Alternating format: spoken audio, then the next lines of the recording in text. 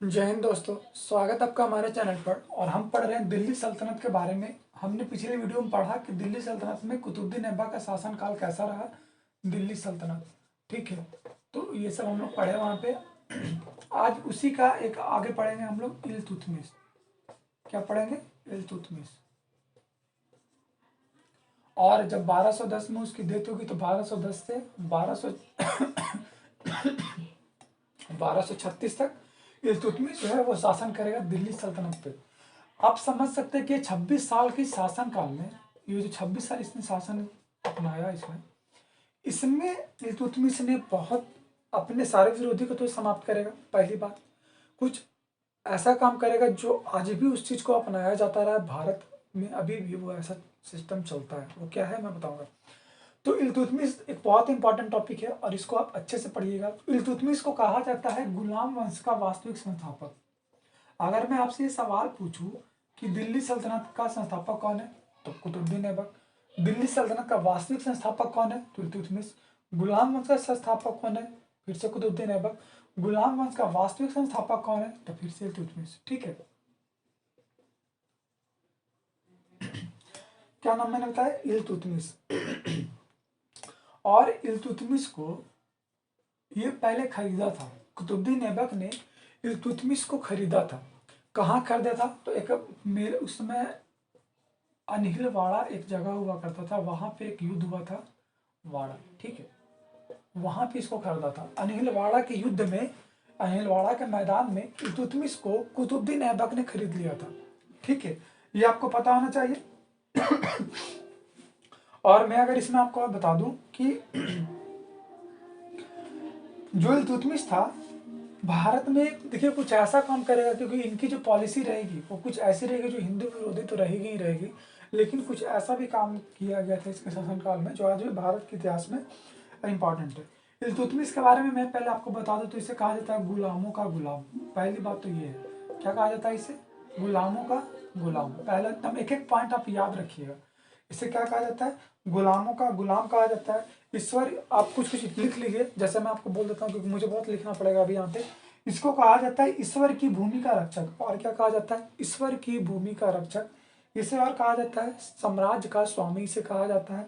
और क्या कहा जाता है इसे? इसे कहा जाता है ईश्वर के सेवकों का सहायक। तीन तीन चार चार नाम मैंने बताया। सुल्तान ए आजम की उपाधि ली थी, ये आप याद रखिएगा। इसने कौन सी उपाधि ली है? सुल्तान ए आजम। ठीक है, ये तो हो गया इसके। आप चलिए, इसके बारे में मैंने पढ़ा। लेकिन इसने 26 साल की शासनकाल के दौरान में अपने साम्राज्य के लिए क्या किया? क्योंकि मैंने आपको ये बताया था कि जो कुतुबुद्दीन, मैंने पिछले वीडियो में बताया था, कुतुबुद्दीन ऐबक ने अल्लौज के साथ में वैवाहिक संबंध स्थापित किया था। मतलब एक दूसरे के फैमिली में शादी हो गया। इसके कारण से वो जो पहले विरोधी थे वो क्या बन गए? दोस्त बन गए।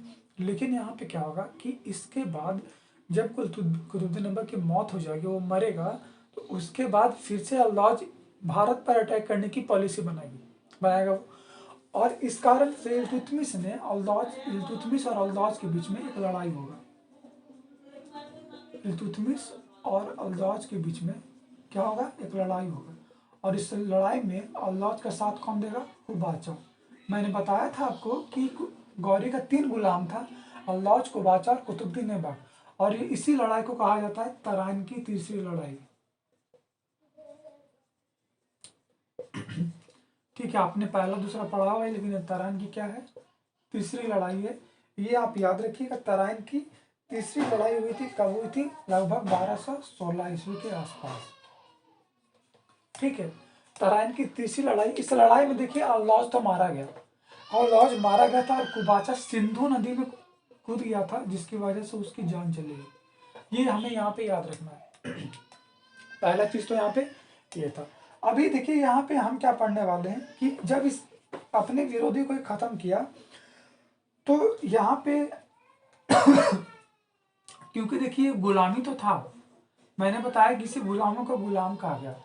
तो भले ये शासन बना रहा, शासन में आ गया, लेकिन इसके शासन काल में जनता लोगों ने क्या किया? बगावत किया और ये कहा कि गुलाम के हाथों हम कैसे शासित हो सकते हैं। तो इसी विरोध को समाप्त करने के लिए इस गुलाम ने खलीफा से खिलत प्राप्त कर ली। और बहुत इंपॉर्टेंट क्वेश्चन है, आप यकीन मानिए बहुत एग्जाम में आएगा। खलीफा से क्या प्राप्त कर लिया इसने? खिल्लत। और खिल्लत क्या मतलब आप समझिए कि एक सर्टिफिकेट है, जैसे कैसे लिखा हुआ रहता है कि it is certified that dash dash dash certified by this government या दिस, है ना, इस तरीके से। तो खलीफा से इसने क्या किया? खिल्लत प्राप्त किया। और कब प्राप्त किया? वो डेट आपको याद होना चाहिए, 1226। बहुत इंपॉर्टेंट डेट है ये, इंपॉर्टेंट है। मैं ज़्यादा याद नहीं करने के लिए बोलूँगा, लेकिन जो भी मैं बोलूँगा ये आपको याद होना चाहिए। और खलीफा से खिल्लत प्राप्त करने वाला, यानी खलीफा से सर्टिफिकेट लेने वाला दिल्ली सल्तनत का पहला सुल्तान है। ठीक है, ये भी याद रखना है कि खलीफा से खिल्लत प्राप्त करने वाला दिल्ली सल्तनत का पहला सुल्तान कौन है? तो इल्तुतमिश। इल्तुतमिश ने, देखिए, इल्तुतमिश एक प्रणाली लाया था जिसने, देखिए, अपने विरोध को समाप्त करने के लिए उसने चालीसा दल या तुर्कान चालगान बनाया। क्या बनाया? तुर्कान चालगान, जो 40 तुर्क सरदारों का क्या था? समूह था।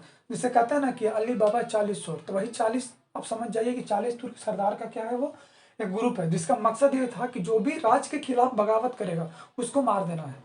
और इसी का एक मेंबर होगा कौन? गयासुद्दीन बलबन, जो आगे अभी मिलेगा, जो कहीं ना कहीं वो अपने आप को भगवान बताएगा। लेकिन गयासुद्दीन बलबन अभी मैंने एक नाम बताया है, तो आप इसे याद रखिएगा कि तुर्कान चालगानी को किसने बनाया है? तो इल्तुतमिश ने बनाया, जिसे चालीसा दल भी, 40 मेंबर है तो इसे चालीसा दल भी कहा जाता है।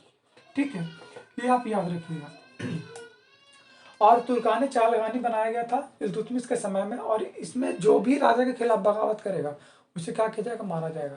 इसके समय में इक्ता प्रणाली शुरू की गई थी। इक्ता प्रणाली, इक्ता प्रणाली क्या होता था कि कैश पेमेंट देना है, सैनिक को क्या करना है? कैश पेमेंट करना है। आप सिंपल वे में ये याद रखिए कि क्या करना है? Cash payment. आज भी अगर आप कहीं काम करते हैं तो आपको बदले में जमीन तो नहीं दिया जाता है, बदले में खाना तो नहीं दिया जाता है, आपको कैश दिया जाता है ना। तो ये तो इक्ता प्रणाली कैसे याद रखेंगे? ई से इक्ता और ई से इल्तुतमिश। तो कोड याद रखिएगा, ई से इक्ता, ई से इल्तुतमिश। इसके समय में एक बहुत ही महत्वपूर्ण घटना घटी थी, इसको पहले आप उतार लीजिए। इसके बाद देखिए जो क्या घटना घटी थी वो हम अगले वीडियो में पढ़ेंगे, और बहुत अच्छे से पढ़ेंगे। उम्मीद करता हूँ आपको बहुत मजा आ रहा होगा, क्योंकि मैं शुरुआत से ही इतिहास विषय का छात्र रहा हूँ, तो मैं आपको बहुत अच्छे से पढ़ाऊंगा इतिहास। तो इसको उतार लीजिए और अगले वीडियो में मिलेंगे। जय हिंद।